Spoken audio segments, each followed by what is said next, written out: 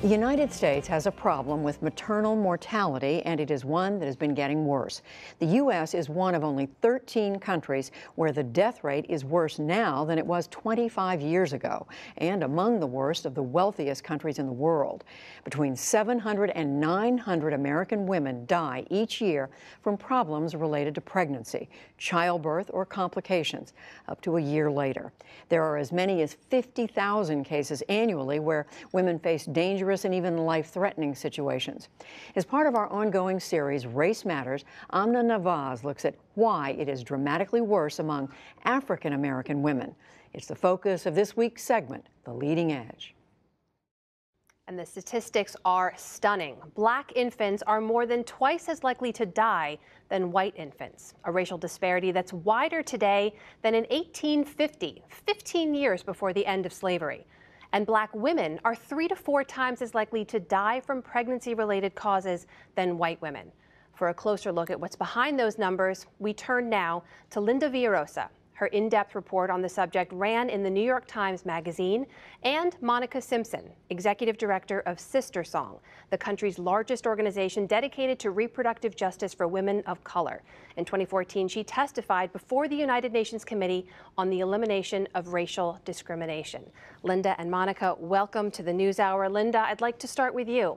Help us understand these numbers. What is going on in America, in the lives of black women, in our medical communities, that's causing this?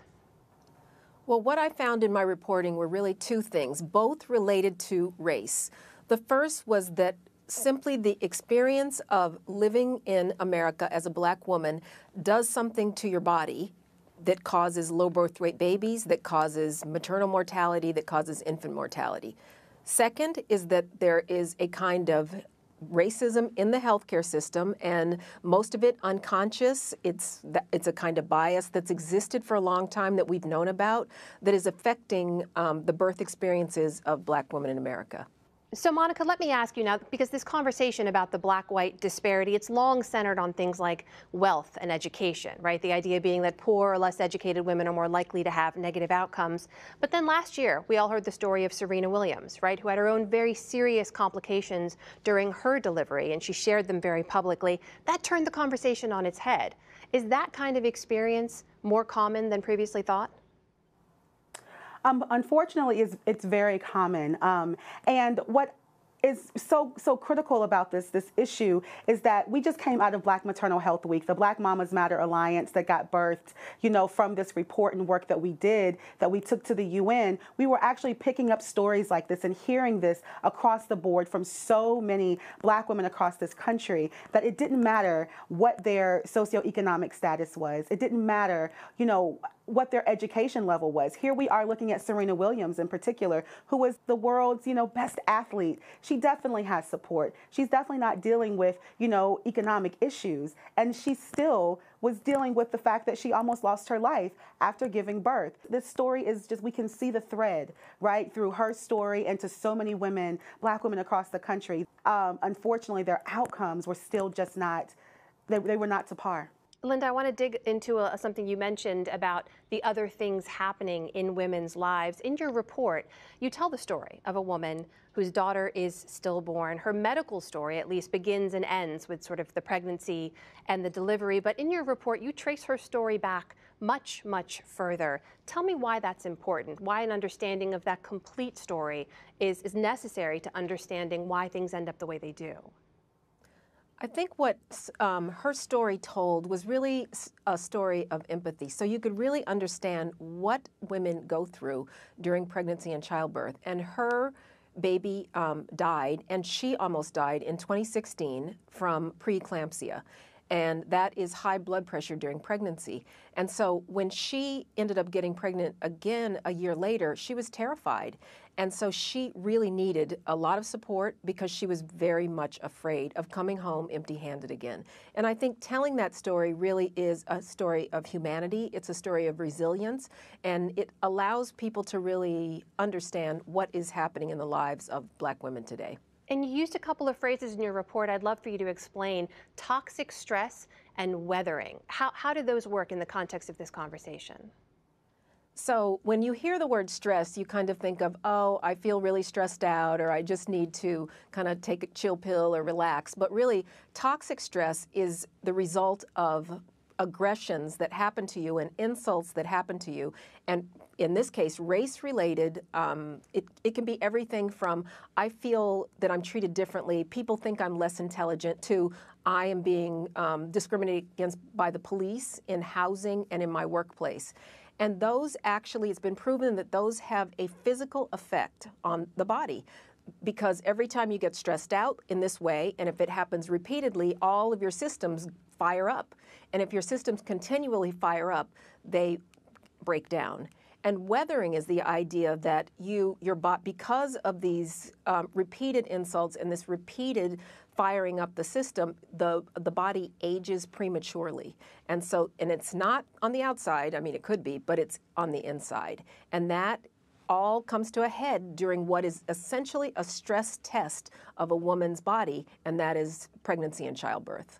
And Linda, when you say that it's been proven, I want to be clear about this.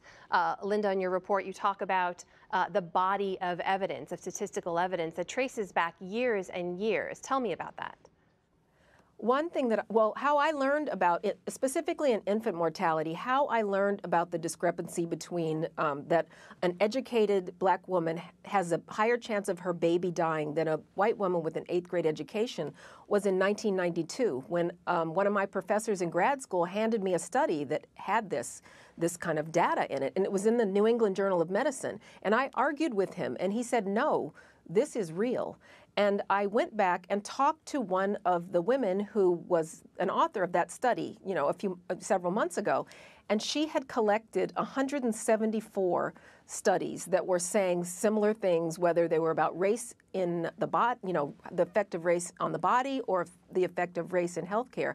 And I said, my gosh, you have 74 footnotes here, 174 footnotes. And she said, you have to prove things. You can't just say it's race. You have to prove it. So this is a thing. So, Monica, I want to ask you about this now. There is obviously the lived experience that contributes to this. And there's also, as you mentioned, what happens, or what we now know happens by and large, to women of color, particularly black women, inside the healthcare system. You've testified about that racial disparity before the United Nations. What, if anything, is being done to address that so far? Absolutely. One, we have to address the fact that we have, lack of Medicaid expansion in this country, and the lack of access to health care is still huge. In the South, overwhelmingly, we saw that we didn't see an expansion of Medicaid, so thousands of people are still left without access to their basic health care. We also looked at the fact that, unfortunately, we are still dealing with abstinence-only education that doesn't give a comprehensive, overview for folks, for them to understand their bodies and what happens to their bodies, and to help people plan and think about what they want for their lives. That is also very critical to this. And then thinking about the fact that research is still needed, right?